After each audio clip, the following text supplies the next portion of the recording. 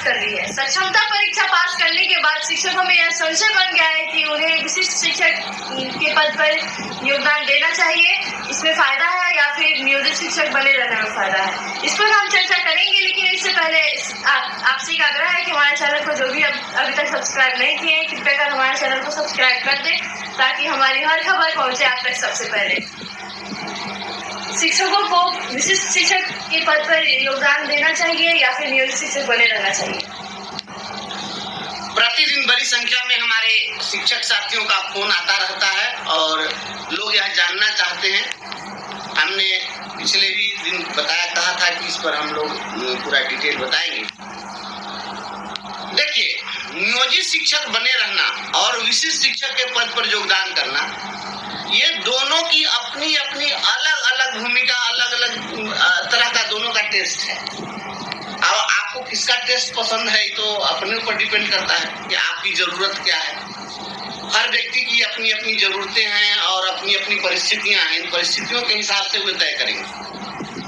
हम साफ बिना लाग लपेट के हम इस बात को स्पष्ट कर देना चाहते हैं। सबसे पहली बात है जिस चीज के लिए हम लोग लड़ रहे हैं, अब उसमें है कि विशिष्ट शिक्षक के पद पर जो भी लोग गए हैं, जो सक्षमता परीक्षा पास कर लिए हैं और विशिष्ट शिक्षक बनने जा रहे हैं, तो इन्हें नए कार्य स्थल पर योगदान करना पड़ेगा। इनका स्थानांतरण होना तय है। अब इसमें जिनकी पोस्टिंग दूसरे जिलों में हुई है, तो मैं समझता हूं उनके लिए यह सफर आसान नहीं रहेगा। हाँ, जिन साथियों की पोस्टिंग अपने घर के पास हो गई हो, जो पहले सैकड़ों किलोमीटर दूरी पर थे और अब वो नजदीक में आ गए हैं, तो निश्चित रूप से उनके लिए लाभदायक ही हम कहेंगे कि विशिष्ट शिक्षक के पद पर योगदान करना उनके लिए फायदेमंद रहेगा स्थानांतरण के लिहाज।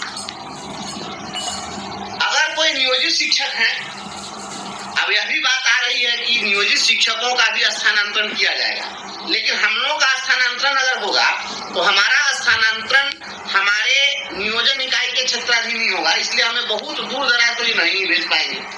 लेकिन जिन लोगों को दूसरे जिले में जाने की नौबत होगी तो स्थानांतरण के लिहाज से उनके लिए बहुत परेशानी हो जाएगी। उनको अभी जो वर्तमान में जो शिक्षकों के शोषण का जो दौर चल रहा है, इसमें वो परेशान हो जाएंगे। अब एक पैर वहां रहेगा, एक पैर अपने गांव और घर पर रहेगा, परिवार, बाल बच्चे, रिश्तेदार, समाज, सबसे कट जाना पड़ेगा। तो स्थानांतरण के लिहाज से यह शिक्षक तय करें कि वे अपने घर के समीप अगर जा रहे हैं तो उनके लिए फायदेमंद है। अगर दूर दराज जाने की स्थिति है तो मैं समझता हूँ कि ये नुकसानदेह है विशेष शिक्षक। अब अगर हम बात करें कि प्रोन्नति की बात करें, तो एक बात साफ क्लियर कट जान लीजिए, हम बता देते हैं आपको। नियोजित शिक्षकों को स्नातक ग्रेड में और स्नातक ग्रेड के नियोजित शिक्षकों को प्रधानाध्यापक ग्रेड में प्रोन्नति का लाभ मिलना है। और अभी पहले भी हम हाईकोर्ट से केस जीते हुए हैं, अभी अवमाननावाद चल रहा है, हमने मेंशन करवाया है और कोशिश हमारी है कि आपको जल्द प्रमोशन का लाभ मिले। तो नियोजित शिक्षकों को प्रोन्नति का लाभ मिलेगा और यह तय है कि नियोजित शिक्षक प्रधानाध्यापक बनेंगे, लेकिन विशिष्ट शिक्षक प्रधानाध्यापक नहीं बनेंगे। अब यहाँ पर एक बात आ रही है कि अभी प्रधानाध्यापक, इस पर चर्चा हम आपको करेंगे अगले वीडियो में। प्रधानाध्यापक का क्या होगा, ये परीक्षा के संबंध में हम इस पर चर्चा करेंगे, इसका अलग से वीडियो डालेंगे। लेकिन अभी जो बहाली होगी नहीं होगी हम क्लियर करेंगे बाद में। लेकिन अभी तत्काल जानिए कि प्रधानाध्यापक के पद पर हमारे प्रमोशन का जो एवेन्यू है, जिसको हाईकोर्ट ने फिर मोहर लगाया है, तो हमारा प्रमोशन होगा। अब यह भी सुनने में अटपटा लगेगा लोगों को कि भाई ये कैसी व्यवस्था है कि नियोजित शिक्षक स्थानीय निकाय का जो शिक्षक है, जो राजकर्मी जिसको नहीं कर रहे हैं, वह हेडमास्टर होगा, और जो विशिष्ट शिक्षक बन जाएगा, वो जो राजकर्मी होगा वो असिस्टेंट होगा। अभी तक तो हाईकोर्ट का फैसला यही कह रहा है।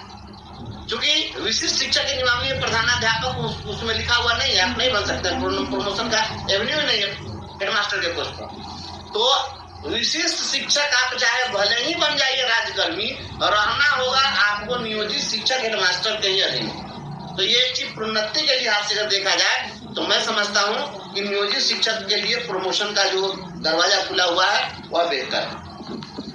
अब आइए बात कि और क्या लाभ मिल सकता है, तो एक चीज आपको बता दें कि कार्रवाई के हिसाब से, कि जो हुकूमत चलाने वाले अधिकारी हैं इसके हिसाब से, शिक्षा विभाग के अधीन आप चले गए, विशिष्ट शिक्षक बन गए, तो जिस समय चाहेगा मोगेम्बो, जिस समय में ये चाहेगा किम जोंग, उस समय आप पर कार्रवाई करेगा। लेकिन जब तक आप नियोजित शिक्षक के रूप में हैं, तब तक किसी का किम जोंग या किकरो ये मोगेम्बो गिरी नहीं चलेगा। वो नियोजन इकाई जो चाहेगी वही होगा, इसलिए नियोजन इकाई को बहुत ज्यादा ये डिस्टर्ब नहीं कर सकते, इनके हाथ में नहीं है। उसको चिट्ठी जरूर लिखेंगे कार्रवाई कर दो, लेकिन वह नियोजन इकाई को डायरेक्ट ये कार्रवाई नहीं कर सकते। अब आइए कि और बेनिफिट में और क्या क्या हो सकता है। वेतन में क्या होगा, रोजाना जाने वेतन का क्या होगा, तो वेतन का क्या होगा, तो वेतन के मामले में विशिष्ट शिक्षक के पद पर योगदान देने के हिसाब से जो 2022 में छठे चरण में बहाल होकर के आए हैं, उनको लाभ मिलेगा, ज्यादा लाभ मिलेगा, क्योंकि उन लोगों की जो अभी सैलरी है, उनका जो अभी बेसिक पे बन रहा है वह 22,000 के आसपास बन रहा है, और इनको जब मिलेगा तो 25,000 से अधिक चले जाएंगे। तो इन लोगों को 3,000 साढ़े 3,000 रुपया इनके बेसिक में वृद्धि हो जाएगी, तो इनको 5,000 6,000 रुपया इनको ग्रॉस सैलरी में इजाफा हो जाएगा। तो जो 2022 में लोग आए हैं छठे चरण में, उनको अगर विशिष्ट शिक्षक का मौका मिला है, तो आपको अगर चाहिए तो 5-7 हजार आपका वेतन बढ़ेगा, इसलिए इनके लिए फायदेमंद होगा। लेकिन पूर्व से जो लोग कार्यरत हैं, अब हम ही लोग हैं, तो अब हम लोगों को 30,000 से अधिक हम लोगों की बेसिक सैलरी है, तो 30,500 ही देंगे तो 300 रुपया तो हमारा बढ़ेगा, 320 रुपया बढ़ेगा। तो ये 200-300 रुपया हमारी सैलरी बढ़ने वाली है, तो हमको क्या मिलेगा, तो 300 बढ़ाइएगा और दूसरे जिला में भेज दीजिएगा, तो 6,000 रुपया किराया में देना पड़ जाएगा। तो ये हमारे लिए बहुत फायदेमंद नहीं है। अब रही बात और पैसे की, तो हम स्पष्ट कर दें कि जो भी हमारे साथी पहले से जो वेतन जितना आप पा रहे हैं, अगर विशिष्ट शिक्षक के पद पर आप योगदान करेंगे तो कैश इन हैंड आपका घट जाएगा। अब कहेगा भाई कैश इन हैंड कैसे घट जाएगा, तो जैसे ही आप विशिष्ट शिक्षक बन जाएंगे तो आपके वेतन से कटौती होगी 14%, और 14% की जो आपका जो 14% सरकार उसमें जो है कंट्रीब्यूट करेगी एनपीएस में, आप एनपीएस के दायरे में आएंगे, और आपका जो है 10% आपको आपकी कटौती होगी। तो पहले से अभी हम लोग ईपीएफ में जो कंट्रीब्यूशन देते हैं तो हमारा 800 कट रहा है, लेकिन जैसे ही हमारा 10% कटने लगेगा तो हमारी जो सैलरी है अभी 45,000 हमारा वेतन अगर बन रहा है तो 4,500 हमारा कटेगा। तो निश्चित रूप से अभी हमारा 1,800 कट रहा था, 4,500 कटना शुरू हो जाएगा, तो क्या होगा, वेतन हमारा घट जाएगा। जो हमको कैश मिलता है कैश नहीं वो हमारा घट जाएगा, तो ये चीज होगा। अब रही बात और लाभ क्या हो सकता है, तो जो लोग भी विशिष्ट शिक्षक बनेंगे उनको लगता है कि हमको बहुत कुछ ज्यादा हासिल होने वाला है, तो क्या हासिल होगा, तो ग्रेच्युटी का लाभ मिल जाएगा। नियोजित शिक्षक को ग्रेच्युटी का लाभ नहीं है, तो नियोजित शिक्षक साथियों आप निश्चिंत रहिए, ग्रेच्युटी दिलाना हमारी जवाबदारी है। ग्रेच्युटी हम आपको दिलाएंगे, ये किसी के कहने से कुछ नहीं चलेगा। ग्रेच्युटी के लिए हमने प्रयास कर दिया है, ईश्वर चाहेंगे तो बहुत जल्द आपको सफलता मिल जाएगी। हम अभी उसको डिस्क्लोज नहीं करना चाहते। तो आपको ग्रेच्युटी का लाभ उनको मिलता है तो आपको भी मिलेगा, हम दिलाएंगे। ग्रुप लाइफ इंश्योरेंस का लाभ मिलता है, जो विशिष्ट शिक्षक बनेंगे उनको ग्रुप लाइफ इंश्योरेंस का लाभ मिलेगा। समूह जीवन बीमा का, उसमें उन लोगों का 50 रुपया मंथली कटता है और ग्रुप लाइफ इंश्योरेंस का लाभ मिलता है।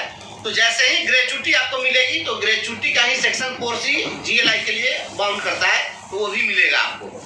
प्राण नंबर खुलता है एनपीएस के लिए, जो विशिष्ट शिक्षक बने उनका प्राण नंबर जनरेट होगा। नियोजित शिक्षकों को प्राण नंबर जनरेट नहीं होता है, क्योंकि हमारा यूएएन नंबर जनरेट होता है। तो यही है। और नए संवर्ग में जाने के कारण एक नुकसान हो सकता है कि आप जूनियर हो जाएंगे। देखिए इसमें कानूनी बातें बहुत सारी आएंगी, क्योंकि जब ये यूनिफाइड कैडर बन रहा है, जिला संवर्ग बन रहा है, एकल जिला संवर्ग बन रहा है, यूनिफाइड डिस्ट्रिक्ट कैडर जब बन रहा है, तो इस कैडर में जिस दिन से आप आएंगे तो स्वाभाविक है कि आपकी सेवा उसी दिन से, तकनीकी रूप से उसी दिन से काउंट होनी चाहिए। इसलिए आप वहां पर जूनियर होंगे, लेंथ ऑफ सर्विस के हिसाब से नियोजित शिक्षक ही सीनियर होंगे। तो ये स्थिति बन रही है। मैं समझता हूँ कुल मिला जुला करके बहुत ज्यादा लाभ नहीं होने जा रहा है। जो नए लोग हैं उनको लाभ हो सकता है, और जिनका स्थानांतरण अपने घर के आसपास में हो रहा है उनको लाभ हो सकता है। पूर्व से जो नियोजित शिक्षक अपने घरों के आसपास हैं उनको अपने सुख चैन को त्याग देना पड़ेगा। अगर योगदान करते हैं तो आपके सुख चैन की कीमत पर आपको थोड़ा बहुत 200-400 रुपया का लाभ मिल जाए, बस यही हो सकता है। जितना लाभ होगा उससे ज़्यादा आपको आने जाने में खर्चा होगा, उतनी ज़्यादा परेशानी होगी। तो यही आपको है, लाभ और हानि हम आपको बता दिए हैं। अब तय आप करिए कि आपको सुटेबल क्या लगता है। नियोजित शिक्षक बने रहना आपको सुटेबल है या विशिष्ट शिक्षक बनना, ये आपके ऊपर मैं छोड़ता हूँ। तो दोस्तों आप लोगों ने स्पष्ट रूप से सुन लिया, यहाँ पे नियोजित शिक्षकों को लेकर एक बड़ी अपडेट आ रही है कि जो लोग सक्षमता परीक्षा फेल हैं उन्हें भी प्रोन्नति का लाभ मिलेगा। वो लोग घबराएं मत, उन्हें भी बहुत सारी सुविधाएं जो है वो दी जाएंगी। ऐसी अपडेट है जो सामने उभर के आ रही है और स्पष्ट रूप से कहना है कि नियोजित शिक्षक सक्षमता परीक्षा फेल शिक्षकों के लिए भी बहुत अच्छी अपडेट जो है हमारे शिक्षक भाई ला रहे हैं।